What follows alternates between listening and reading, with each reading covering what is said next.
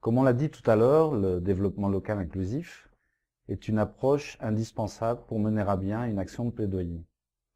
Encore faut-il bien connaître les éléments clés de la décentralisation auxquels le DLI s'adosse.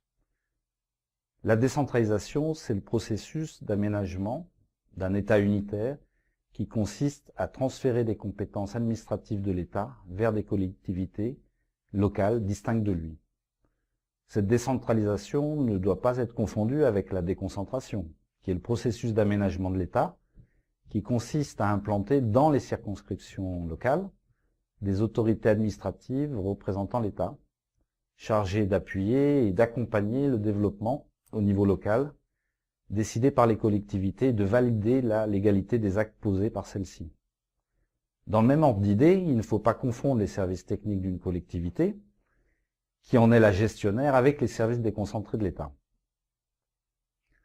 Il est nécessaire également de disposer des textes législatifs régissant la décentralisation, disponibles en principe au niveau des différents ministères de l'Intérieur, pour identifier et investir les organes pertinents de prise de décision.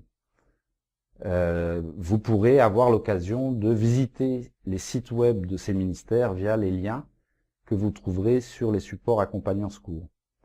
C'est sur la base de ces dispositions légales, en général énumérées dans le Code des collectivités territoriales, que l'on saura quel type de cadre de concertation approcher, comme par exemple la commission des affaires sociales et culturelles d'une commune, afin d'instaurer le dialogue entre les autorités locales et les autres acteurs évoluant sur les territoires de la collectivité ciblée. Concernant le Maghreb, il est important également de savoir que le nombre et le niveau de collectivité territoriale diffèrent pour chacun des pays. En Tunisie, il existe 24 gouvernorats, 264 délégations et 264 communes. Quant en Algérie, nous avons affaire à 28 wilayas, 13 circonscriptions de la wilaya d'Alger, 535 daïras et 1541 communes. Et enfin au Maroc, nous avons 12 régions, 62 provinces, 13 préfectures, 221 communes urbaines et 1282 communes rurales.